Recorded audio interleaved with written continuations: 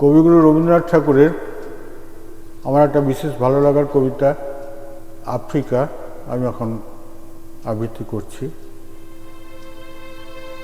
উদ্ভ্রান্ত সেই আদিম যুগে স্রষ্টা যখন নিজের প্রতি অসন্তোষে নতুন সৃষ্টিকে বারবার করছিলেন বিধ্বস্ত, তাঁর সেই অধৈর্যে ঘন ঘন মাথা নাড়ার দিনে রুদ্র সমুদ্রের বাহু প্রাচীর ধরিত্রীর বুকের থেকে ছিনিয়ে নিয়ে গেল তোমাকে আফ্রিকা। বাঁধলে তোমাকে বনস্পতির নিবিড় পাহারায় কৃপণ আলোর অন্তঃপুরে, সেখানে নিভৃত অবকাশে তুমি সংগ্রহ করছিলে দুর্গমের রহস্য, চিনছিলে জল স্থল আকাশের দুর্বোধ সংকেত, প্রকৃতির দৃষ্টি অতীত জাদুমন্ত্র জাগাচ্ছিল তোমার চেতনাতীত মনে। বিদ্রুপ করছিলে ভীষণকে বিরূপের ছদ্মবেশে, শঙ্কাকে চাচ্ছিলে হার মানাতে, আপনাকে উগ্র করে বিভীষিকার প্রচণ্ড মহিমায় তাণ্ডবের দুন্দুভি নিনাদে।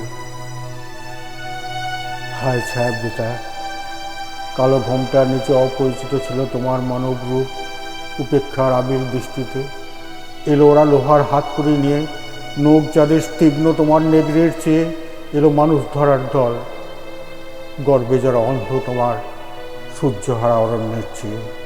সভ্যের বর্বর লোভ নগ্ন করল আপন নির্লজ্জতা তোমার ভাষাহীন কন্দনে, বাষ্পাকুল অরণ্যপথে কোকিল হলো ধুলি তোমার রক্তে উৎসুত মিশে, দস্যু পায়ের কাঁটামারা জুতোর তলায় বৃহৎস কাদার পিণ্ড চিরচিহ্ন দিয়ে গেল তোমার অপমানিত ইতিহাসে। সমুদ্র পাড়ে সেই মুহূর্তে তাদের পাড়ায় পাড়ায় মন্দিরে বাজছিল পূজার ঘণ্টা, সকালে সন্ধ্যায় দয়াময় দেবতার নামে শিশুরা খেলছিল মায়ের কোলে, কবির সঙ্গীতে বেজে উঠছিল সুন্দরের আরাধনা।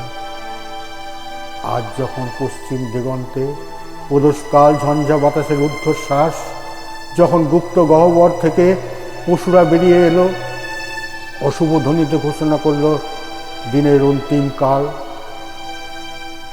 এসো যুগান্তের কবি, আসন্ন সন্ধ্যার শেষ রশ্মিপাতে দাঁড়াও ওই মানহারা মানবীর দ্বারে, বলো ক্ষমা করো, হিংস্র প্রলাপের মধ্যে সেই হোক তোমার সভ্যতার শেষ পুণ্যবাণী।